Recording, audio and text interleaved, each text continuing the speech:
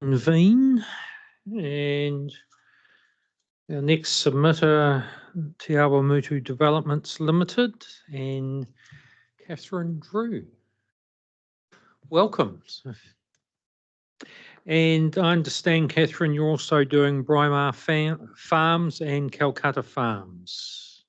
Correct. So we'll start actually with Braemar, if that's okay. That's fine, yes. Good. So in terms of 20 minutes per submission, there will be a bell at 10 minutes, and that will just indicate if you want to then leave some time for questions at that point.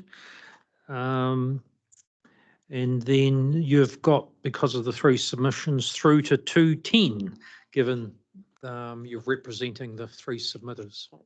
Thank you for that. So I have the client for the first 2 here, and I'll need to go out and do a client switch after that. That's fine.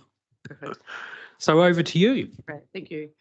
So look, because I am doing 3 submissions back to back, I have written some stuff down just because they are very similar in nature, but I don't want to get things wrong as well. Okay. I want to get key messages. So I apologise for that. I will be reading. So for Braemar and Te Awa Mutu Developments, I'm representing Ultimate Group. I have with me today Russell Davies, who is the Development Manager for Ultimate Group, and he's also supported by Joshua De Costa, who is the General Manager Projects for the Ultimate Group as well. Russell's just going to give you a quick overview about Braemar and that ownership structure to start with, and then we'll move into the mechanics. And 4 members, that's Braemar's submission 32, page 241, Te Awa Mutu Developments is page 193, and Calcutta Farms is 273. Russell, welcome. Better? Yep, there we go. So Braemar Farms is a development vehicle which is owned by the Ultimate Global Group and as well as the Pregment Group. So both groups have got a proven track record of developing greenfield and brownfield sites and more importantly, actually delivering houses and communities onto those sites. So, we're really motivated and keen to get this one underway and really deliver some good housing outcomes. Great. So thank you for the opportunity to address you all today. As you've noted, the Braemar submissions on page 241 of your agenda. It's also been addressed in the out of sequence report. So that's page 64 of your agenda as well. So as background, Braemar owns land that sits within Waikato District. It directly adjoins the Hamilton City boundary at its northwestern boundary. Page 256 of your agenda actually provides the site location plan for the site, which gives it context of its relationship to Hamilton City. And you can see from that image that it's about 80 hectares in size and extends northwards from State Highway 23, so Whotawhata Road, all the way up through to Braemar Road and directly adjoins Grandview Heights suburb there. The submission sets out the physical characteristics of the site, the key points being that the topography, and particularly to the north, is rolling, which is typical of the area. There are ecological features such as a central drain, a network of other drains, and some wetlands. And the land use classification ranges from class 2 to 4 and 6. And the underlying geology consists of clay loam, peaty loam, peat, and some silts. For the purpose of today's submission, I want to address the key points of Braemar's submission, those points being what Braemar is seeking to achieve across the site, why the Braemar land should be included in future-proof, and the need for retirement village living to be separated from general residential development. The Braemar vision for the site is best described as a variety of residential housing, typologies and densities, and includes a retirement village. The anticipated yield is expected to be in the order of 2,000 homes, and these outcomes will be supported by a neighbourhood centre and large tracts of high quality public open space. Braemar proposes to build around 250 dwellings per annum and will similarly deliver 300 dwellings for senior living within 5 years of a consent for that outcome. Braemar also proposes to deliver 25% of its residential units as social or affordable housing to address the issue of housing affordability. To support the development outcome, a high-level master plan has been prepared. That plan is on page 263 of your agenda. The master plan has been informed by various technical assessments that have been completed over the last 3 years. So we haven't provided those as part of the submission because that would be far too much reading, but we can share those if the committee is interested. So as per the master plan, the land use outcome and the anticipated coverage across the site includes approximately 38 hectares of residential development, a 7.5 hectare retirement village, a hectare for a neighbourhood centre, and 33 hectares of open space, wetlands, stormwater management and roads. So why Braemar land should be included in future proof? So this is addressed in section 4.1 of the Braemar submission in detail. So it's considered that the Braemar site is suitable for residential development to support the growth of Hamilton City.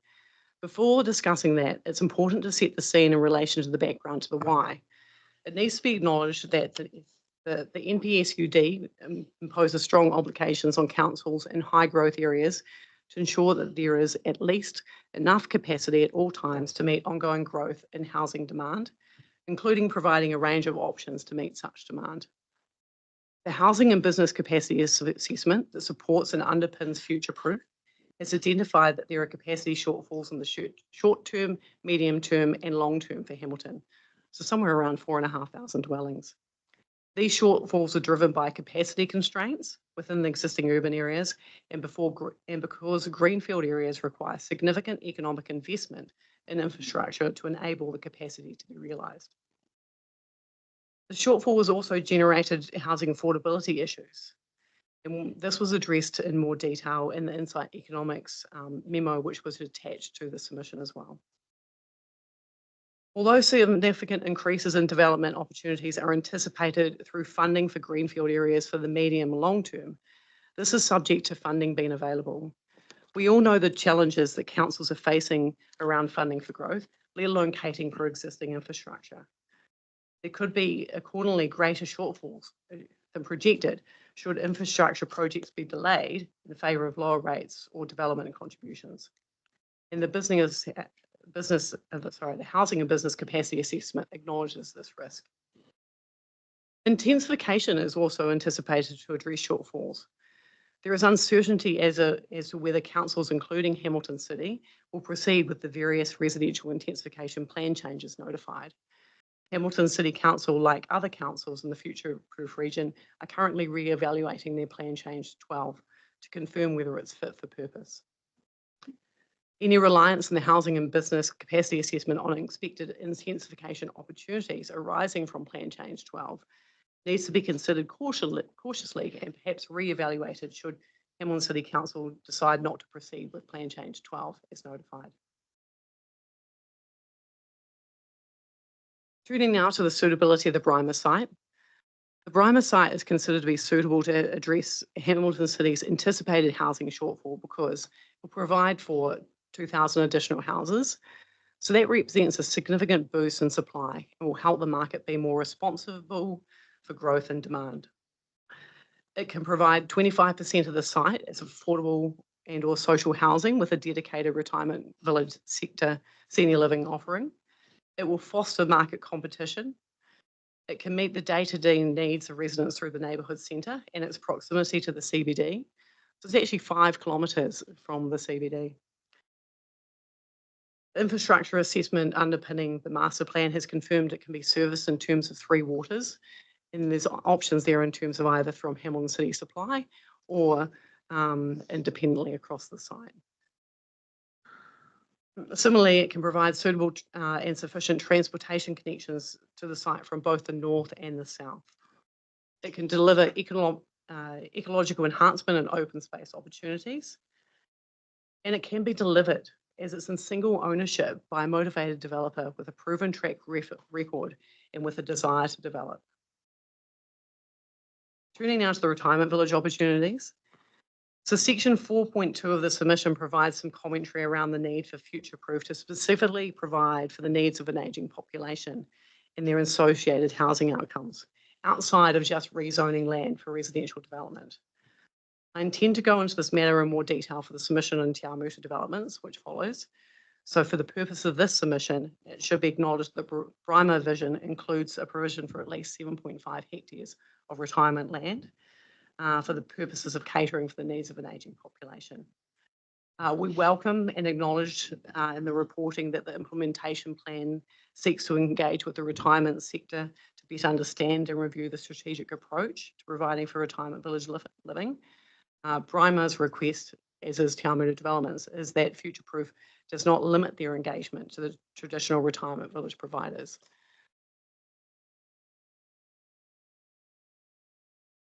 So just to summarise, the key outcomes sought in the Brima submission is that they were seeking that their site be signalled for a future urban area in MAP 6, and that future-proof is amended to provide a pathway for retirement village living outside the identified residentially zoned land as per the recommendations of the implementation plan. Thank you. Okay, thank you. Open for questions from members. David. Oh, sorry, Sarah, then David. Thank you, Chair. Thanks, Catherine. I just had a question, but a few questions. One is, I'm looking at the high-level master plan on page 6 of the written submission. Can I please confirm there's a arrow which indicates a major road, and it looks like it cuts straight through to Courty Park. Yeah, correct. There has been a master plan. We've used a lot of poetic license there and have provided that we've shown that a connection may be able to be provided in that space. Obviously, that's a process that would need to go through. It's reserved land, have to get the necessary approvals to have that opportunity. And do you have other designs of how you would have transport connections? Because I mean, I'm familiar with that neighbourhood, and there would be very little acceptance from the local community of that. So I'm just wondering what other options you've looked at. Yeah, for sure. So what's not apparent on that page is the other minor connection. There's actually a small title which is owned by Braemar Farms there that provides another connection to the local roading network as well too. And you know, if should we not be able to secure the access through the park, we would need to look at alternatives to that western extent. And how would you imagine, I mean, congestion is a growing problem for the city. So how would you envisage this being well connected to public transport? Yeah, for sure. So I mean, obviously, public transport is a dynamic thing, and optimisation of the public transport network occurs regularly as developments and suburbs change, demand changes in different locations. First of all, there's a really great link from, say, Height 23 straight to Frankton in the city. And there's also a existing bus route that runs along Western Heights and Grandview Heights. With development of this, there's pretty logical rerouting of existing networks and capacity for new links. But what we've also said in previous submissions, I believe, is that we'd run private networks to the city, to zone schools as the development starts, until that demand for optimisation of the existing PT network develops. Thank you. And what would be the intentions in terms of water supply and wastewater? So firstly, with water supply, we've actually got a consent lodged with WRC at the moment for water. That's on hold at the moment until other planning processes catch up. We have bores on site with the testing for that shows there's actually ample capacity, water capacity. So it's just a allocation process to go through. There's also potential to provide those as well as connect to a Hamilton City network, which would add both resilience and capacity to the Brymer site and the surrounding town. Because, I mean, I'm in terms of connecting to Hamilton's wastewater network, like we know we've got. Sorry, I'm just talking about water supply at the moment. Okay, yeah. so for bores, that you'd be looking at bores. Yes, on-site supply. Yeah. And with wastewater. So the infrastructure report that we've previously provided to Future Proof talks about a MBR wastewater treatment plant on site, relatively compact, already in use in Waikato District, Mary, Te Kauwhata. I think it's one in Te Araha as well. It's relatively compact, and so wastewater treatment can be carried out on site. So it's its own reticulated network and treatment. Would not rely on Hamilton City wastewater treatment or reticulation or pumping to Puketi. But there could be provision if it was vested at some point. It could be linked up if infrastructure ever came to that site. But there's nothing wrong with the technology that we're proposing. It's accepted and operational elsewhere in the region. Thank you. David. Thank you. Yep. Thank you for your submission. I do note that you've got on, with your high-level master plan, you've got some 1 hectare set aside for your neighbourhood centre.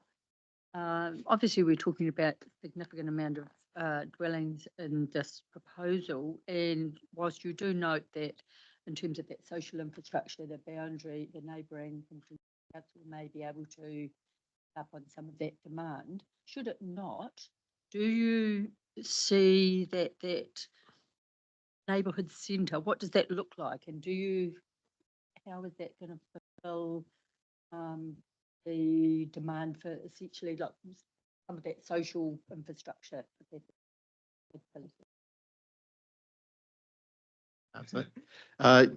Yeah, so I guess neighbourhood facilities are again very demand driven.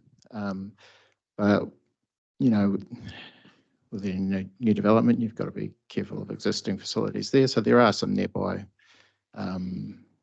neighbourhood centres. Dinsdale's not very far away as well, but we'd envisage that to have things like medical centre, hairdressers, retail shops, small supermarket, things that, you know, provide convenience for day-to-day convenience for the residents of the site. But don't undermine the city centre. Yeah. Thank you. David. So I'm not going to dive down into the detail around what's in or not in this, just a question. 80 hectares, roughly 2,000 dwellings, so 6,000 to 8,000, 10,000 people at full development? Yeah, closer to 6 than 10, I would think. Okay, so say, let's be cautious and say 6. Stateway 23 is already at capacity, and we've already got really significant issues with Dinsdale Roundabout now. What have you in mind to address those issues? So one, you're going to access State Highway 23, say 6,000 people. I don't know what the traffic modelling you've done in respect of that, but a lot of traffic. And Dinsdale Roundabout is already one of our most significant issues in terms of congestion and safety in terms of a urban roundabout. And Braverstock Road is unlikely to be a viable alternative for the vast majority of 6,000 people to travel down. So I'm just raising the flag there in terms of, never mind that you've got buses on State Highway 23, the traffic implications are more than substantial at this location. Yeah, I guess it's important to point out that, 6,000 or 8,000 residents, they're not all going to work, and they're not all going at the same time, and they're not all going in the same direction. Obviously got 7.5 hectares of retirement village there, with 300 residents with a vehicle demand of a quarter or less than of a standard residential house. I'd say other networks, kids going to school, so there's certain peaks and troughs there as well. So yeah, we are aware and we acknowledge that. It's certainly not a capacity issue getting onto State Highway 23, but I'd acknowledge the wider network effects, and they still need to be worked through. So have you done any work on that yet? There has been work done. I don't think it's gone beyond the Dinsdale roundabout at the moment. Didn't think there was too many effects as far as capacity.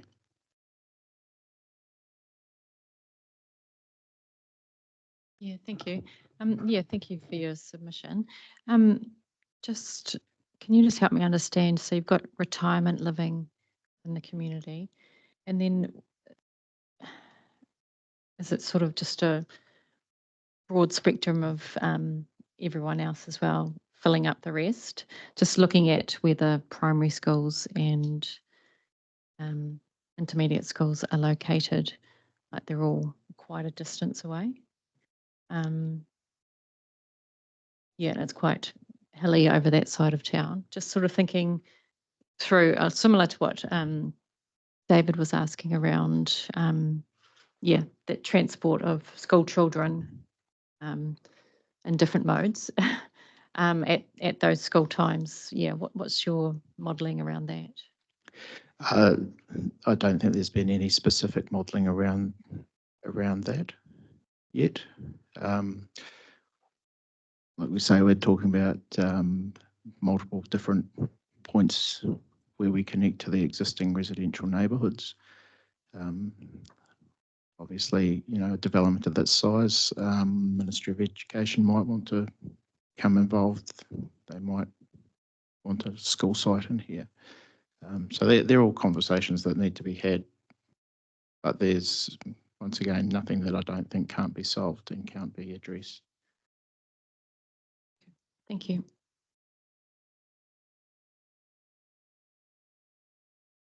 Okay, thanks, Catherine. Thanks, Russell. So you're going to move on to Te Awa Mutu developments.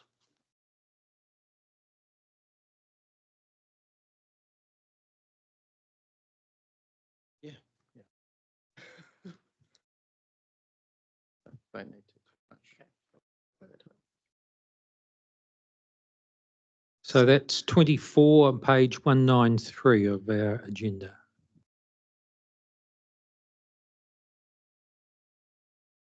Over to you, Catherine. Thank you very much. So Te Awamutu Developments Limited is also a development which is the Ultimate Group Limited behind it. So for the purposes of today's submission, I want to address the key points of their submission. And those key points relate to what they're seeking to achieve across the site and the need for retirement village living. So I'm going to go into a lot more detail around that for the submission. So Te Awamutu Development's objective is set out in the submission is that they've actually applied for a plan change to with Waipaha District, a private plan change. This is known as Plan Change 29. The plan change relates to land located on the northern side of Te Awamutu, directly adjoining an existing residential zone. And it also adjoins land earmarked for future residential as one of the identified growth cells. So that growth cells T13. Pages 204 to 206 of your agenda actually show the location of the site relative to that existing urban footprint for context. So Plan Change 29 seeks to rezone approximately 25 hectares of land from rural zone to a residential zone. And although the zoning is residential, the plan change has a clear objective of providing for housing options for an ageing population. So the proposed rezoning will enable a master plan development for approximately 500 dwellings. And this includes 180 villas and 160 apartments with some provision for managed care facilities, and approximately 180 dwellings as fee simple lots for senior living that sits outside the traditional retirement village model. So, and that's for further information, kind of caters from retirement village model caters the 65 plus, but we're seeing quite a increase in need for smaller housing and dwellings for anywhere from the 55 to 75 sort of space as well too. So Plan Change 29 was lodged in January 2023, and a decision has actually been made for it to be publicly notified, and that was in May last year.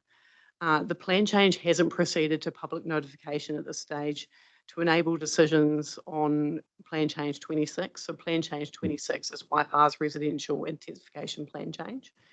So yeah, they wanted decisions to be made on that plan change before this plan change was notified, because those decisions may follow down through.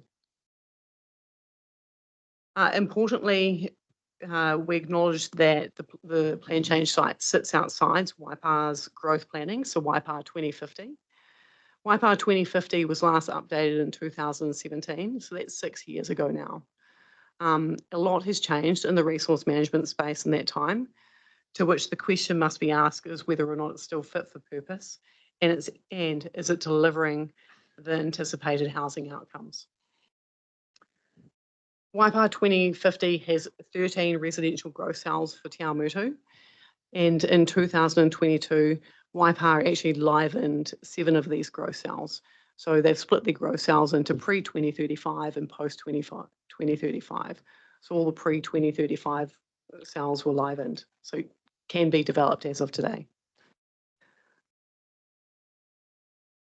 So the growth cells are anticipated to provide for approximately 2,500 dwellings pre-2035, and a further 2,700 between 2035 and 2050.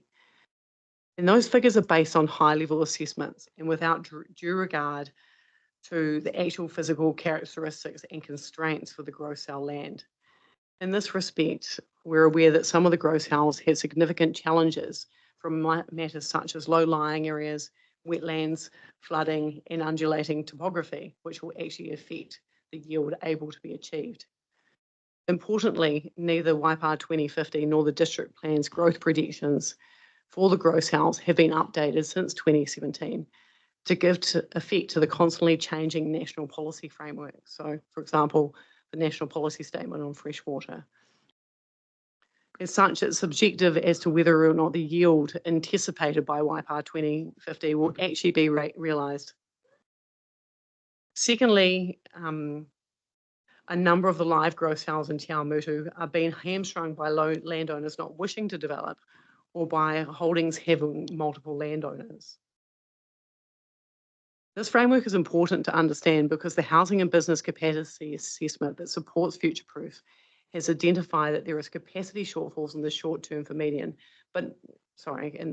capacity shortfalls in the short term for Te Awamutu, but not in the medium or long term, as those shortfalls are expected to be addressed through the residential intensification plan change and the uptake of those growth cells. Similarly to Hamilton City, Waipa is really evaluating Plan Change 26, so gains through intensification may not actually be realised. Turning now to the retirement village needs. Although the outcome sought for Plan Change 29 is residential, the primary objective is to provide a variety of accommodation options for an ageing population. This outcome sets the plan change apart from other residential specific developments and the various other residential growth cells that have been pursued or developed. Waipa is a highly attractive location for retirees in the Waikato region. Between now and 2048, the population aged over 75 and over in Waipa is forecast to more than double. Te Awamutu has good local amenities and services and has a relaxed, friendly and safe environment, while close health and cultural facilities to Hamilton, which makes it desirable for retirement living. It's also a rural support town. There is a strong demand to stay in the locality where people have lived, shopped, and where they have social connections for an ageing population. This demand is not being currently met by the current retirement village provision in Te Awamutu. The Retirement Village Association has recently stated that appropriate retirement housing and care capacity to cater for the population is already at crisis point, i.e. demand is outstripping supply. Delays and uncertainty caused by national policy direction and the RMA processes are a major contributor. Future Proof acknowledges this point throughout their document and for Waipa and for the other districts in the context that we have an increasing and ageing population.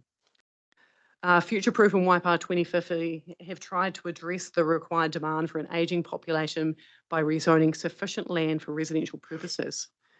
The issue with this approach is that modern retirement villages necessitate larger sites to cater for a full range of facilities that support land use outcomes, and such suitable locations are scarce.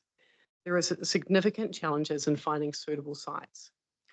The planning framework is not enabling for retirement villages, with consents being required. Similarly, the planning regulations do not adequately address the unique features of retirement villages or the different specialist units and amenities they offer. So whilst retirement villages are a residential activity, they have some notable differences than other residential activities. They have unique functional, operational, and other needs. And lastly, the NPSUD seeks to provide for a well-functioning urban environments that enable all people and communities to provide for their wellbeing, health and safety, regardless of their age. To achieve this objective in relation to older persons within the community means providing for specific housing and care needs for those people. Therefore, while it may appear that the residential development capacity for retirement villages is there through rezoning land for residential purposes, it may not be sufficient to accommodate a retirement village of the required size to provide the full range of services sought. In terms of size, recent examples in Cambridge, Te Awamutu and Tamihere show that retirement village operators are looking for land holdings between 8 to 25 hectares. And I think in the Braimar submission, I made a similar statement, where in Hamilton, the latest retirement village in Peacocks is it's 9 hectares, 10 hectares in size. In a number of cases, such land sizes are divided among multiple landowners, creating challenges in securing a suitable size site, regardless of zoning. There needs to be a better way of providing for retirement village living outside of the identified growth cells. In this respect, Te Awamutu Development requests that the out-of-sequence criteria is amended to enable a gateway for retirement village living specific development. In many cases, retirement villages can also be cost neutral to councils from an infrastructure perspective, being that they are retained as one entity which all parties buy into, which enables an avenue for on-site water, wastewater and stormwater management. With the pressures councils are facing with rising infrastructure costs, enabling self-sufficient retirement village development can be seen as a very attractive option. As I stated in the Braimar submission, we welcome the acknowledgement of this issue and the signalling of and the implementation plan seeks to engage with the retirement village sector. So just to conclude, the key points of Te Awamutu Development submission is that they request that their site is signalled in in map 6 as a future urban area, and that the future proof is amended to provide a pathway for retirement village living. Okay, thanks, Catherine. James. Thank you, Mr. Chair. I've just a couple of questions. One was you're doing the private plan change already for Te Awamutu. I think you said, how far down the track are you in that, or I mean, you know, Yeah. because are you, we've been talking a lot about headwinds and tailwinds today, and I presume you're looking for support from us to give a tailwind towards the private plan change, presumably, in terms of that retirement thing. And the second one actually goes back to Brian about just about the 25% of the social / affordable homes. What was the mechanism in terms of making them affordable, I suppose? Just wanted to touch base on that. So I'll address the Te Awamutu plan change matter. So the plan change has been lodged, and as I record in my submission, it's been accepted by council for notification, but has yet to be notified as well too. So obviously the mechanics of it still need to go through that process and be challenged. But as you said, support through it being identified and future-proof helps that pathway. I'll let Russell address the social housing.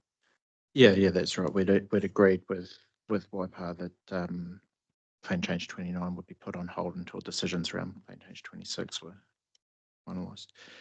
With regard to affordable and social housing, there's a number of different mechanisms, and they may change between now and the time that Brimer comes to life. But you know, there's existing things like Kiwi Build and that. So it's very much demand driven, but we'd expect there to be demand for that, and the mechanism would need to be worked through as part of bringing the development to life. Yeah, I guess just that statement is we are committed to providing that wide range of housing, and that includes social and affordable. Sarah. Thank you, Chair. Oh wait, we're on Te Awamutu, just either. Well, you can ask. crossing. Yes, it's fine. Can we Yeah. deal with Te Awamutu first, just in case there's questions?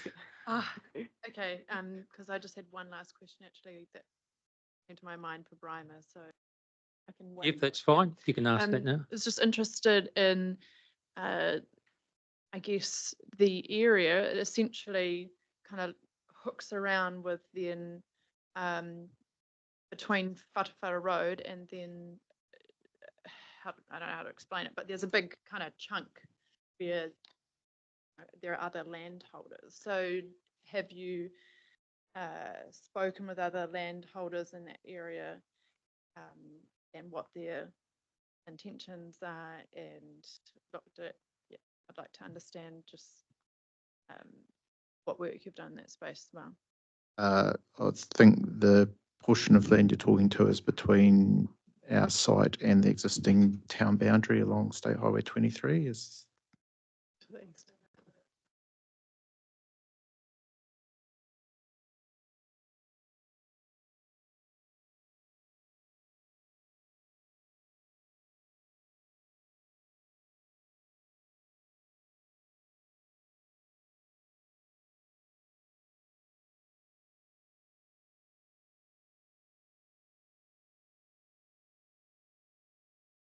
Can you press your? Okay, I'm just going to keep my question to have you talked with adjoining landowners in terms of this? Yeah, there have been conversations, and with regard to the area of land between the city boundary at Western Heights on the east to our boundary, have been conversations.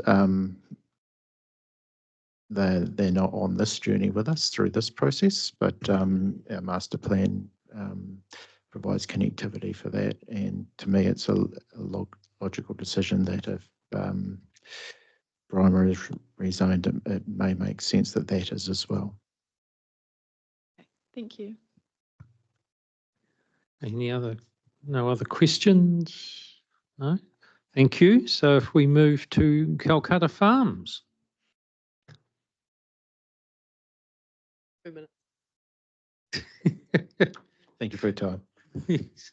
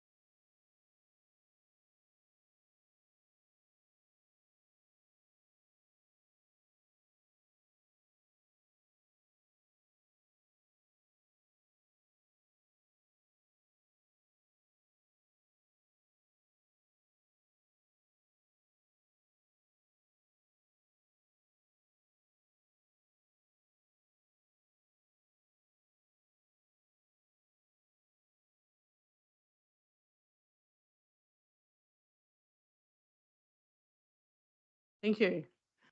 You'll be sick of my voice soon. Great, thank you. So swapped out one client for the next. So I have now with me Rose Carnahan, who is a representative of Calcutta Farms Limited as well.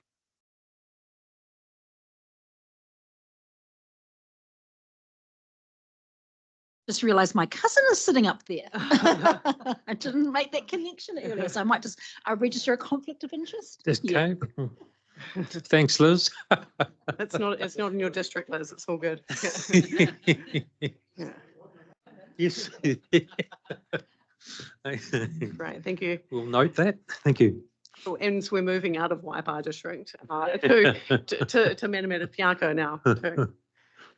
Right, and I think the chairman noted before that the Calcutta submission's on page 273 of your agenda. So look, for the purpose of today's presentation, again, I'm just going to highlight the key points of the Calcutta submission. So the key points for Calcutta is how Future Proof has addressed the inclusion of Manamata Piako district in the documentation, and the implications of this for future development within the district. What the challenges are that Calcutta currently have in its pursuit to release industrial land in Manamata, and the changes they're seeking to Future Proof. So firstly, the impact of Future Proof. So the report before you clearly sets out that one of the key outcomes of Future Proof update is to reflect the fact that Manamata Piako district has joined the Future Proof partnership, and thus it intends to weave them into the strategy to provide strong local connections between the district and the rest of the sub-region and the link with Tauranga. Whilst this outcome is acknowledged, the review includes Manamata Piako district without having the same level of detail about how the district is intended to grow comparatively to a Waipa or a Hamilton City. How can the district be provided for in this future development strategy without spatially defining how the district intends to achieve a well-functioning urban environment?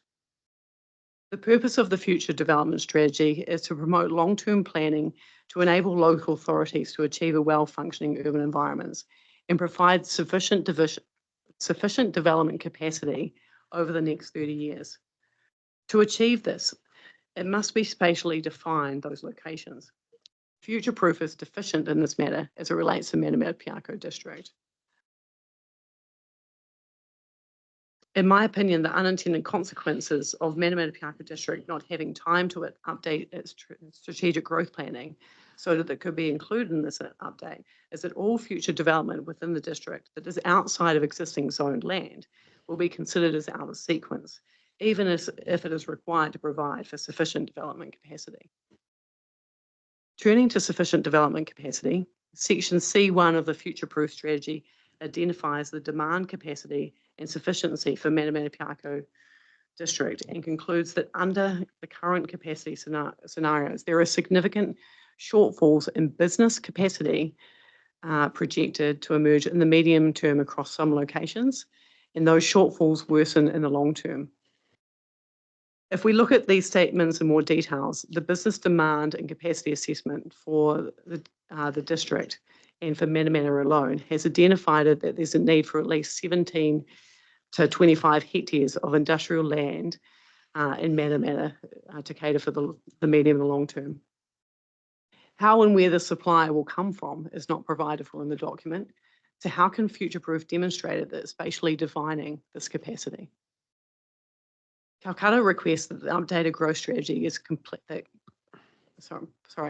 requests that an updated growth strategy is completed by the council, which signals where sufficient development capacity for business land is to be located to meet expected demand for the next 30 years before the draft of the strategy is finalised and into a future development strategy that affects the district.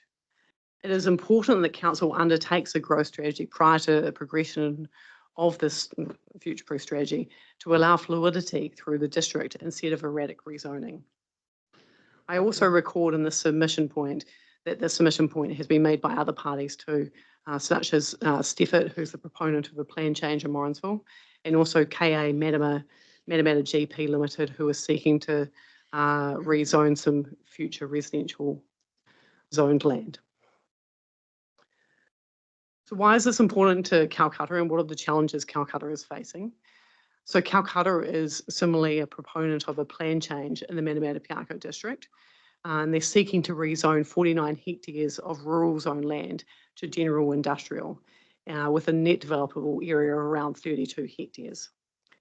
The plan change is known as Plan Change 57, and the plan change was notified for public submission one week prior to the commencement of the National Policy Statement on Highly Productive Land. So 11th of October, and the commencement of the HBL was the 17th of October, 2022. The timing of the plan change is important because of the effect that the NPS HBL is having on the success of the plan change is its current challenge. In this respect, the plan change is not currently, land is not currently identified for urban development in either a future development strategy or a strategic planning document to a level of detail that makes the area identifiable in practice. The land also comprises highly productive land, so it's class 1 to 3, but predominantly class 2. For these reasons, the NPS HPR was a significant consideration in the assessment of the plan change. The policy directive of the NPS HPR is to protect highly productive land. In doing so, the guidance on interpretation of the NPS HPL and messaging in the NPS itself states that rezoning should only be for the 10-year horizon, so the medium term, as opposed to the 30-year horizon that the NPS UD is encouraging us to plan for. Furthermore, the rezoning is limited to the minimum necessary to provide for the required development capacity.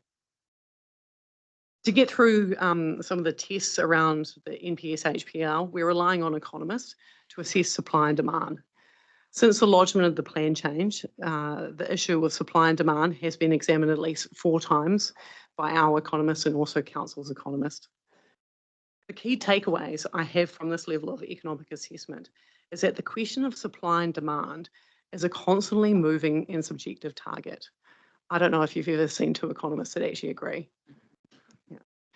There are differences in each of the 4 reports. These differences confirm that there are many variables and assumptions relied upon to inform the projections, and that changes in one variable may have significant influence on the final projections and land supply figures, which in turn affects the conclusion as to whether or not the district has or is providing sufficient development capacity for business land. Calcutta's submission goes into detail about the identified shortfalls and the differences in the economic assessments, so I'll let you digest that in your own time. The key point being is that the shortfalls are more apparent in the medium to long term, yet the HPR is only letting us rezone for the medium term.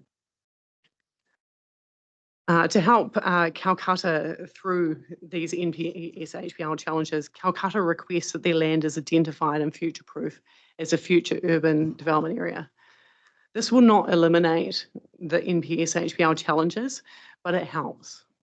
Section 4.1 of the Calcutta submission goes into detail as to why the Calcutta site is suitable for future industrial development and should be signalled accordingly and future-proof. The key reasons being size, single ownership, no specific constraints to development, including infrastructure servicing, and its location enables a concentration of industrial activities near an existing industrial zone. The submission also included our assessment of the proposal against the regional policy statement, development principles, and out of sequence and unanticipated development criteria. So just to conclude, for the reasons we've set out above and more fully described in the Calcutta submission, Calcutta is requesting that this site is identified as a future urban area and future-proof, or that future-proof is placed on hold as it relates to the Manamata-Piako district until an updated growth strategy is completed by the council that signals where sufficient development capacity for business land is to be located to meet expected demand for the next 30 years, or that if council's growth strategy is not completed before the finalisation of this update, the strategy is amended to record and acknowledge that unanticipated growth will occur and can be considered with supporting evidence particularly for business needs in the district, on the basis that council has not signalled that it's, on the basis that council has signalled that it's looking to complete its growth strategy for the next future-proof updates, so 2025, 26. Thank you. Okay, thanks, Catherine. Any questions from members? James?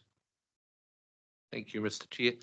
Just a couple of questions regarding, obviously, there's a bit of comparison between the proposed Calcutta and the land already zoned at Waharoa. And I know you're saying you're talking about the key differences of both, which I appreciate. Just so question was really around some of the land in Waharoa, limited visibility from State Highway 27, et cetera, et cetera. How many and I've obviously looked at your plan, how many, if your plan went ahead as it stands, how many businesses would get the frontage on Highway 24, isn't it? 24? Whatever, the State Highway there, because you obviously come back a bit. So there'd only be a few businesses, I suppose, that would get that road frontage. And then the other question was, I suppose, about the land, again, already zoned at Waharoa, potentially having, I guess, better access to railway and all that kind of connectivity as well. So that just the, I suppose, the key differences between the two. Yeah, for sure. Thank you. So as you've noticed, we've made some specific comments in the submission about how and why the supply in Waharoa is not substitutable for the capacity in Matamata. So I'll let you digest those. And one of them is that we talked about that it doesn't have actual frontage. So if you're familiar with Waharoa, to get to that industrial landholding, you actually have to diverge off the state highway as well. So it doesn't have that frontage. In terms of how many businesses would be provided with the frontage on and visibility per se from the Calcutta development, it really depends on the size and scale and the general development of that land in principle as well too. So I couldn't give you an exact figure to say, look, it might be 5, it might be 10. The development may proceed in such a way that Calcutta maintains that land for smaller holdings that prefer more frontage. But, there will be some thought given into who actually gets to sit in that space. There was the second question as well. Rail. Yeah. Look, and that's we've got lots of different development opportunities that are providing rail within the Waikato region. So you've got Ruakura, you've got Ports of Auckland out at Horotū as well. So look, if Waharoa wants to take that as its point of market difference, they can go for that.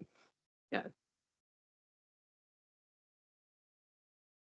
Any further questions? Probably, I had one, Catherine, in terms, because you went through the 3 options in terms of identification as a future urban area, strategy review be placed on hold as it relates to Matamata Piako, and it's amended to acknowledge unanticipated growth will occur. Is there any, out of those 3, is there a particular preference, or are the 3 from your perspective evenly weighted? Well, no, I think it's a cascading scale. Let's start with the top one, identification, and move through from there. Okay. Yeah. Yeah. No, thank you. There's nothing further? No. Thanks very much. Thank you. Thank you.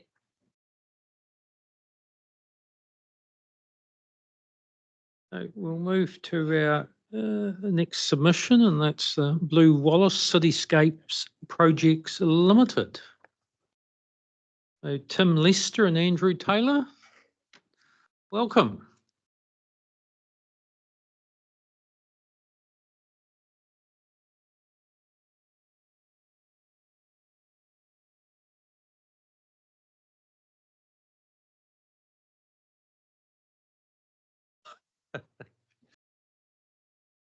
Do you have some handouts? Oh, okay. Yep. Leah.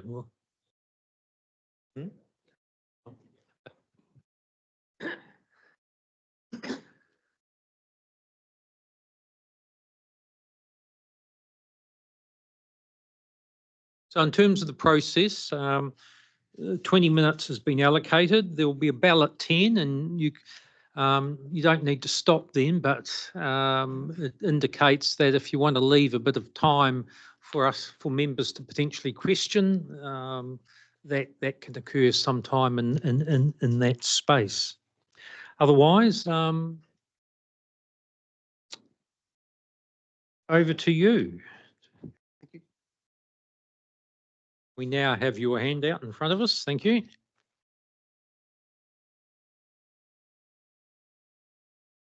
You're right. Good afternoon. Yes, my name's Tim Lester. I'm a planner at Blue Water Surveys based here in Hamilton. I'm with Andrew Taylor today. He's a client of ours who's the submitter that we prepared submission on behalf of. So you've all got a snapshot of the submission. There's no new information above and beyond what was contained in the original submission. It's just a bit more of a bite size so we can rattle through the submission and leave room for questions. So the submitter, he owns 25 hectares of land just to the east of the Waikato Expressway, where it crosses a section of Puketaha Road and Greenhill Road in Hamilton. The submitter's address is 112 Puketaha Road. The land is suitable for recognition under the future-proof strategy as a future strategic industrial node or a potential future industrial area for investigation. The submitter has been in discussions with landowners surrounding the property, and there's generally consensus that some form of commercial industrial land use in the area is appropriate. Collectively, the area that we've presented in our submission is approximately 100 hectares. I've got maps just on the back for reference as well. The submission doesn't contain an exhaustive land budget analysis. This is initially a first step to table what our thoughts are. It seems like an appropriate forum to I guess, open the discussion and provide feedback on some of our thought processes behind what's been presented. So in addressing the property considerations, the land contains predominantly rural land use activities. However, there are some commercial land uses in the area. There's also a recent decision under the proposed Waikato District Plan for a motorway services overlay. There's a cattery, there's a daycare centre also in close proximity to the site. The area is generally flat in nature, but there are slight elevations centrally and to the east. And if you look carefully in the submission, there are some contours just showing where the high ground is, but predominantly the land is flat. It doesn't contain peat soils. The fall of the area is generally to the west. Now, as a consequence of the section of Waikato Expressway being constructed, there's a bit of a change to the overland flow paths and the drainage patterns. So we've experienced times of prolonged wetness in the area, which has a indirect effect on the productivity of the land. There's no mapped regional scale flood hazards within the area. There's no registered archaeological sites within the area, and there's no SNAs or other notable areas of ecological significance or value that we have been made aware of. The land contains Class 2 and Class 3 soils. From a transportation infrastructure perspective, the submission included a very high level three waters assessment. From a transportation, the area contains frontage with Puketaha Road, which is a section of the local transportation network, and to the north and to the south there's frontage with the Greenhill Road and the constructed expressway interchange. To the north, further to the east, there is a connection from the site to State Highway 1B, which provides an access through to Morrinsville. The area is not infrastructure ready as it currently stands. There is a water supply to the area, but that's it as far as three waters go. The submission indicated that there's a couple of options available for future investigation, which could relate to on-site management of three waters infrastructure or a staged approach through structure planning, which would able to drill down a bit more on the provision of infrastructure, three waters infrastructure. A key consideration of the submission was in relation to reverse sensitivity and the strategic advantage that this piece of land has as a consequence of the construction of the expressway. It's buffeted from the future urban expansion area identified as R2 in the Waikato district plan. That land and the developer within it has been consulted with previously before the submission was made. However, the effect of the expressway could in effect represent a buffer from higher impact land uses for industrial on the eastern side of the expressway, with the more sensitive land uses being to the west, sensitive residential. So there's a topographical advantage, we believe, to this piece of land being looked at or considered for further investigation for an industrial strategic node. And addressing the future sensitivity on quite a strategic level and its appropriateness to be tabled with the committee. The submissions also provided some commentary in relation to national guidance, in particular the National Policy Statement on Highly Productive Land. As indicated, the land does contain high productive land, classification 2 and 3. We have considered this, and we are of the opinion and backed up on initial high-level agricultural reporting that the wetness that's resulted from the altered drainage patterns has actually influenced the productivity values of the land, where the prolonged period of wetness does create a bit of damage through stock being used, pugging the soils, etc., weed growth, and there's an effect on productivity now. Going forward, we'll further address this in the regional policy statement, the Schedule 1 process of plan change to incorporate the land classification mapping, which are required to do under the NPS. And in relation to the National Policy Statement on Urban Development, we believe its location is a good fit from proximity to residential land use, from an employment base, the transportation networks to strategic transportation links. There's the State Highway 1B and State Highway, the Waikato Expressway, which are convenient to the site. And we have also addressed the strategic recognition that the site currently has, which presents the site as being on the fringe of the urban area in the current strategy, future-proof strategy. So it hasn't been indicated as yet. We're not asking for a change to the settlement pattern at all. We're just asking for some notification that this piece of land represents an opportunity for further investigation, upon which we would we'll dig in and go through the plan change process, structure plan process in a greater level of detail. The piece of land has been recognised at a high level in some of the discussion documents made available by Hamilton City Council. It has been identified as part of R3. It's a blue sky area for future consideration at some stage. It's an overview of the submission, and because of the high level nature of the submission, we thought we'd leave a bit more time for discussion or points of specific clarification from the committee. Okay. No, thanks, Tim. I'll open it up now for questions from members. David, and then Sarah. So predictably, a couple of transport questions. The interchange was not designed with this land use in mind. And what you're talking about is industrial development. Have you done any modelling on what upgrades and or changes might be required to facilitate a change in land use like this? We have done some engineering investigations on Puketaha for a smaller non-rural land use activity, but no, not on the interchange itself. No, we haven't.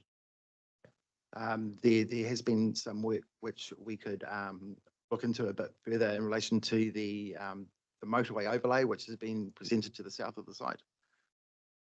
And the interaction with that with the with Green Hill Road and the state highway. Yeah, because you'll be aware that Waka Kotahi opposed the development of the service centre for the same reason. So sorry, The service centre that was proposed at Green Hill Road, you'll be aware that we opposed that for the same reason, that the interchange impacts on the interchange were unmanaged and probably quite significant, and that was just a service centre. So I'd be really interested to see you do some more work on the impacts of this proposal in that regard. I was aware that service centre was a go. That the city council withdrew. Yeah, they had to make some pretty significant changes to where they accessed, etc. So I'm just raising that as an issue you might want to have a more detailed look at if we get too far down. yeah, we're more than happy to Right. comment on that further with we've got a couple of weeks to provide further information. So Sarah, did you have a question? My question was also on the impacts essentially of the expressway and its intended function and what impacts this would potentially have. So, modelling or plans to mitigate that. So similar. yes, this is a I guess it was a low resolution submission. We haven't engaged multiple technical experts on this. It's but we are definitely willing to provide some more qualified comments on specific items as a result of our submission to council. And just a more general question, I'd just be interested. So says zoning sought industrial. Can you expand a bit further? Have you done any further thinking around what kinds of industry you'd be expecting to see developed in the area?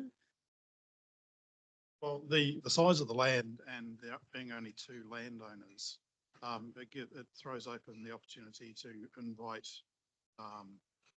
whoever wants what size bit of land. So effectively, once we've got services there, that could be large scale, it could be small scale. Just a bit of history behind actually making this application. The impact that the highways had on the land is the noise level is it's extremely noisy. I'd say it's over the council's required higher limit, particularly when the prevailing wind is blowing. So consequently, I thought, well, rather than dairy support land, it would make better sense to provide a buffer with industry to absorb some of that noise. So yeah, flexibility is on our side because we can throw it over to comes along. Right. Site size. Yeah. Okay. Thank you. Can you turn off your? Oh. Thanks, James. Very, very fancy in Hamilton City Yeah, Council chambers. I wish they were though. We're very manual in Manawatu. We have to press. Yeah, no, thank you for your presentation today. I just had, well, actually with my farm consultant hat on, I was just interested to know how much of the land is now impacted by the general wetness, inverted commas, and if it was deemed to be industrial, would that area just be left out as a wet land per se, or are there plans to drain it? Not drainage, but we've actually indicated an indicative area where a stormwater device would go within the site. So it will be managed the attenuation or reuse of the water through not having a water supply to the piece of land immediately, or the future readiness of the site. So it could be a use there of a reuse of water. The degree of influence of the wetness, it hasn't been delineated to a significant degree, but obviously it runs parallel with the section of the state highway embankment. because as indicated, there is a general fall to the west, and the altered drainage patterns doesn't mean it doesn't drain completely, but it takes longer to drain. So it's got that. And that's why I was interested in terms of the impact on like in your grazing land at the moment, Andrew, just how much that took out. I'd say it's about 7 hectares. Okay. It's in 2 spots. So we've got where it adjoins Puketaha Road. What used to be a V drain is now a swale, and the swale isn't managed by NZTA. So it's got it's about as wide as this gap in the middle. Timothy grass, rushes, and all manner of water loving plants have cropped up. Then on top of it, you get pukakas. They nest in it. And so what we've got now is we've got a wetland rather than a fast-flowing V drain. Yeah. So that's the area to the north. To the south, there's an area that there's a spring. I think it's being pumped by the road with the traffic underneath, having impact on the soil underneath it because they didn't strip the topsoil. They just built over top of it. Yeah. So yeah, we've got a bit down the back that's a little bit wetter. But they could be in the formation of the development. It could either be built up with imported fill to provide decent building platform, and then create wetlands to hold the water to escape at whatever rate is going to be possible through the drainage under the expressway. Because you'd get more runoff from obviously more concrete, more roads, more all that kind of jazz. Yeah, the problem is that the mitigation by NZTA is into a swale with a time release apparatus, but I don't believe the swale has been lined, so therefore it just goes straight through to the V drain, or not the V drain, the swale. Okay. So we already had an issue on Puketaha Road between the Cattery and the kink in the road towards Hamilton City. There's only 25 mils of. Gotcha. Yeah. So the drainage pattern has been changed where they've taken swale approach. It's about 100 metres on my side, and it goes 50 metres to the north and underneath the road, 50 metres back, and then into the original road drain. So it's severely, well, put it this way, it probably dried out December. Yeah, yeah. Whereas typically it would, yeah, my most productive paddock is now of buttercup. Yeah. No, thank you for that. Appreciate it. Just to finish off, I just got one question, Tim. You identify under strategic recognition in terms of HCC having identified the site as a blue sky industrial potential development area. Is that part of some public document or plan? I don't know if it's publicly available. It was sent to landowners in the area as interested parties for a separate process that they're looking for industrial land capacity. Was that quite recently in terms of time frame? I think it was late last year. Okay. Emerging areas project. Okay.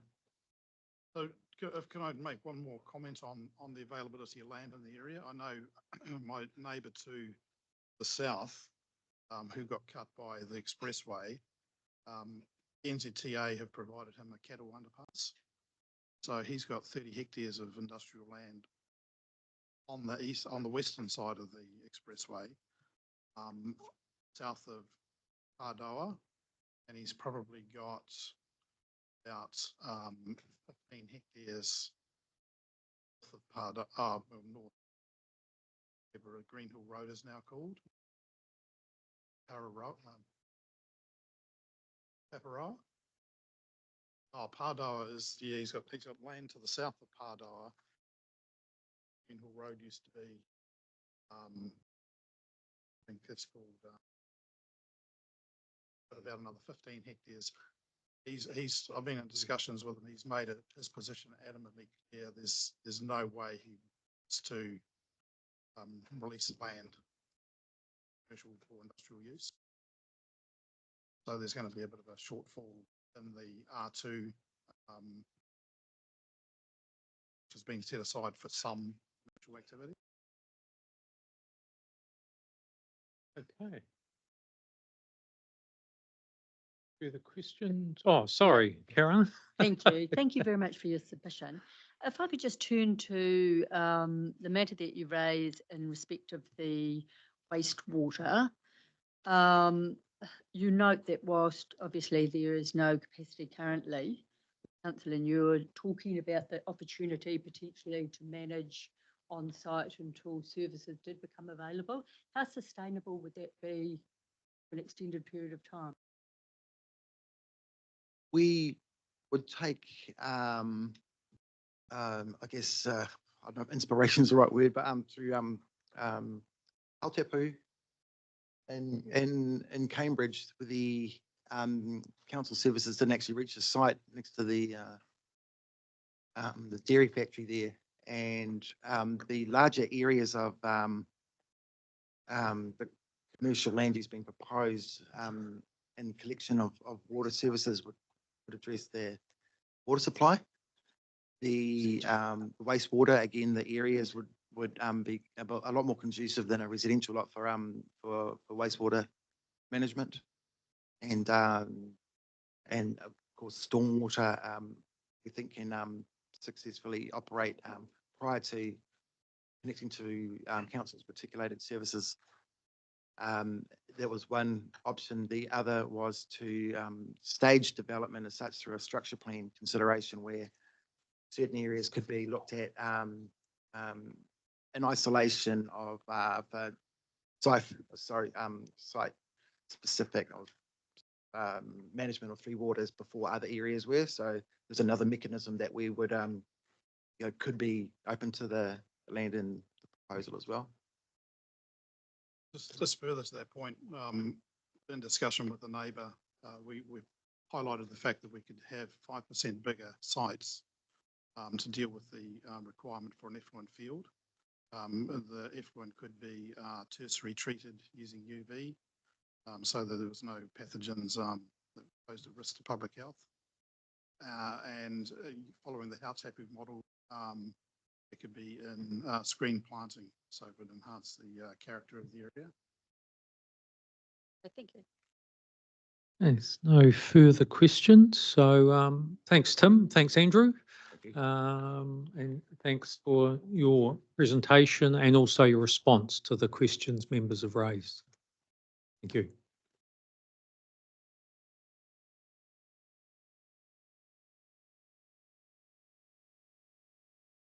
Okay.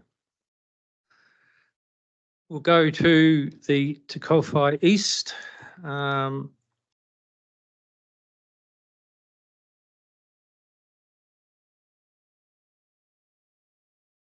Hey everyone, how you doing? Welcome.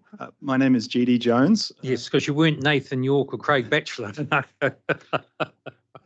Maybe I just quickly explain that connection. The Te Kowhai East partnership is a partnership between Council Holdings and Blue Haven. Nathan York is the CEO of Blue Haven. I'm one of the principals of the group that owns Council Holdings. And if I could just start just picking up on the previous discussion. From my point, I think it's generally accepted by Hamilton City that there's an industrial shortfall. My concern is that, or my question is whether that's carried through to this committee, especially given that there isn't a HBA for commercial activity. That I know is a concern, I think, across the General Development Committee, General Development people, about how serious future-proof is about releasing further industrial land. We know we're involved in the emerging areas process with Hamilton City, but just wanted to flag that. And the other thing I wanted to note was, from my point, I'm not a spatial planning expert, but I feel that industrial land has to be spread around the city. Not everybody wants to be in one place. And so, in my opinion, zoning more land on the eastern side of Hamilton for industrial doesn't make sense because there's huge capacity in Ruakura. And it's the north and south where there's a shortfall because Te Rapa is basically running out or has run out. So I'm here to talk about Te Kowhai East. If I could go to the next slide, please. Just before you start, when you hear a bell, they'll be at 10 minutes. So you then have 10 minutes more, but if you want to leave time for some questions, Sure. it just gives you an indication in terms of the ability to do that. Thank you. I'll attempt to keep it short and sweet. From my point, a good industrial project of significant size requires really three main components. Firstly is the transport connections of an interchange and or rail. Secondly is location adjacent to other industrial, because the success of industrial businesses relies on agglomeration and the ability to connect into other services. It's all connected, and every kilometre of distance separating one service to another has a huge effect on productivity, emissions, climate change.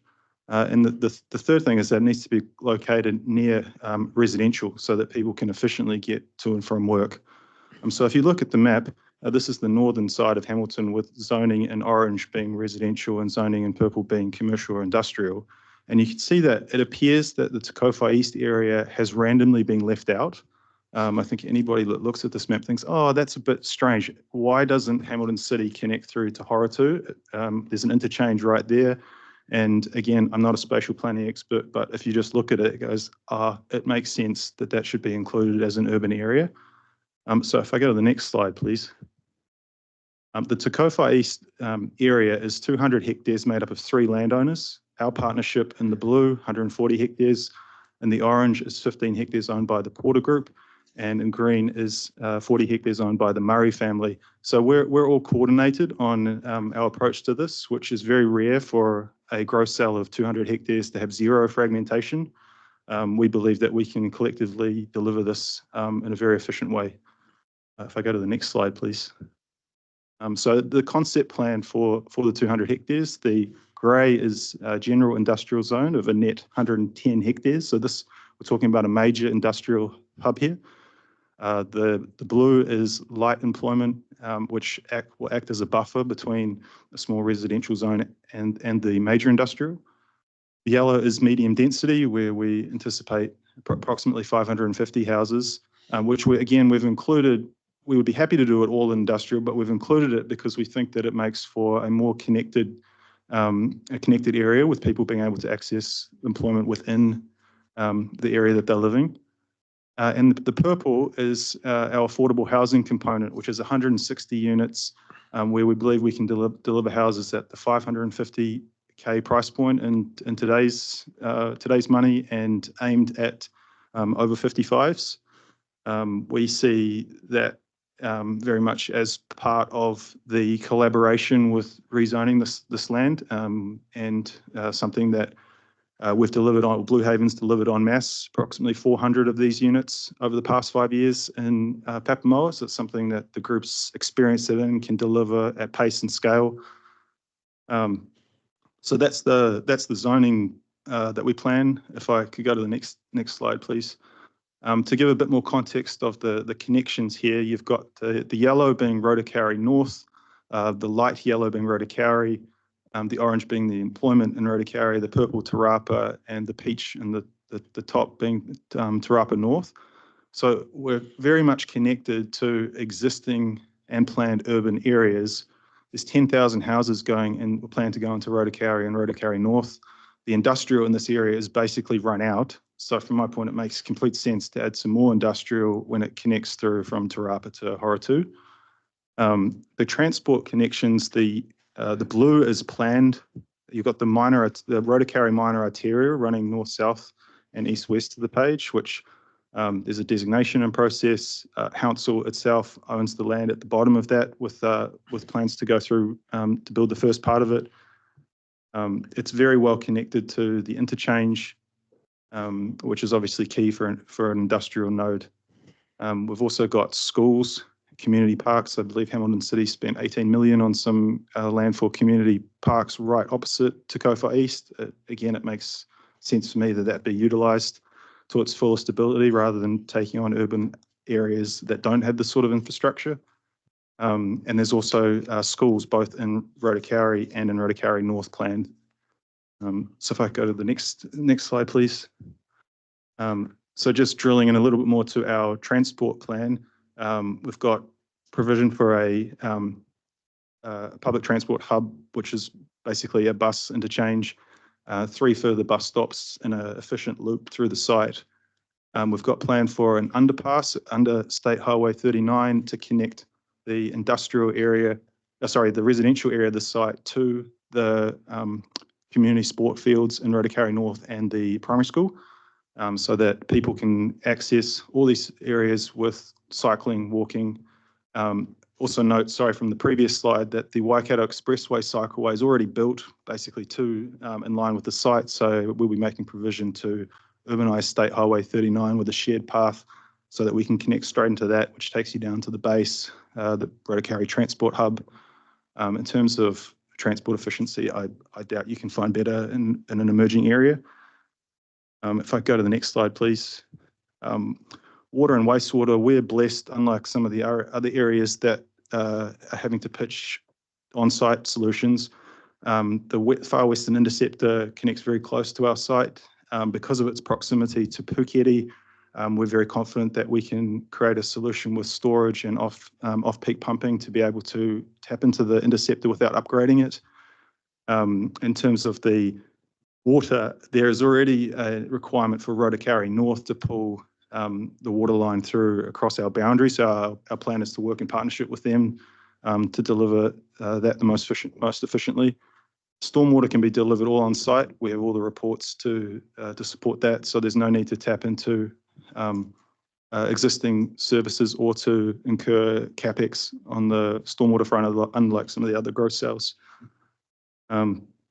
We have started engagement with the Tangata Whenua working group. The framework plan has been set up already in engagement in that process, but really we need further input, or should I say further designation from this committee in conjunction with Hamilton City and able to be able to progress this really any further. We've taken all our technical reports as far as we can without the full buy-in of both the City Council and yourselves. That's thank you. That's Okay. Thank you. I'll open it up for questions from panel members. Sarah, you. Okay. John.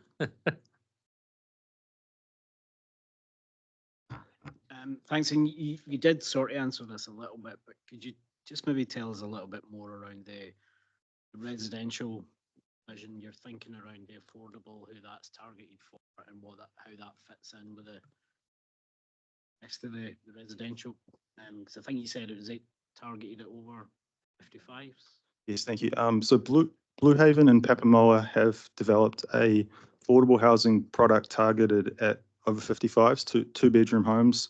That is a leasehold product, but targeted at finding a price point that can't be achieved through other means. And if you, of course, reflect on the residential HBA, see that there's a huge shortfall in, there's a shortfall across the board, but there's a particular shortfall in houses under 600 grand, where simply doing a freehold house isn't, you can't achieve that. The cost is just too high. So we've worked through a model that allows us to deliver those homes in not under the Retirement Village Act, but in a precinct where like-minded people are living together, like-minded aged people are living together, and at a price point they can afford. And what we've found is that it just changes people's lives, that people can access their own home. They own the home, but not the land. It's a leasehold on the land underneath.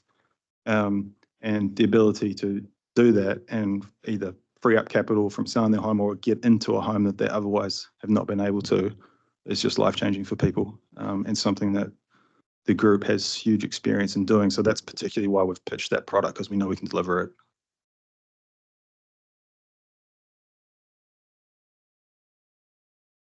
Yep.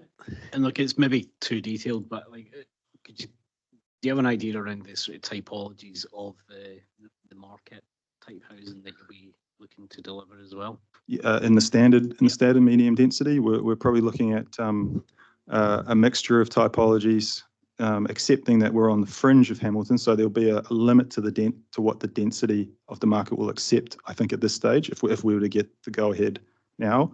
In our proposal to Hamilton City, we specifically haven't defined the typologies in that detail because we don't know when we're starting. If we were to start today, we'd be probably doing a mixture of standalone two-story houses and duplexes, possibly some terraces along the main road, which will be accessed by a rear lane. But it's just, as you kind of alluded to, it's just a bit early to get into that because we don't have the surety of time. Carolyn. Thank you. Thank you for your submission. I just note that you say that the soil conditions are poorly drained for the purposes of agricultural use. So how are you intending to mitigate that if we were talking about the urban residential development? There's no issues with the soil in terms of building houses or building industrial buildings. We've got all the geotech reports to support that. Consideration to that. Yeah, we also have a report from Ag First on the highly productive land and also a legal opinion about the highly productive land issue that both indicate we don't expect to have any problems. Questions from members? Thanks very much. Thanks for the clarity that you've presented your submission on. Thank you very much. Have a nice day. Thank you. So at this point, that completes this group of submitter hearings. So we will break, we'll reconvene at 3:10 and we'll hear from John Lawson via Teams, then Hort New Zealand, then the Taupri East Industrial Cluster, and we'll finish off with Fraser McNutt on SL1. That will complete the day. Yes. So we're adjourned till 3:10. Thank you.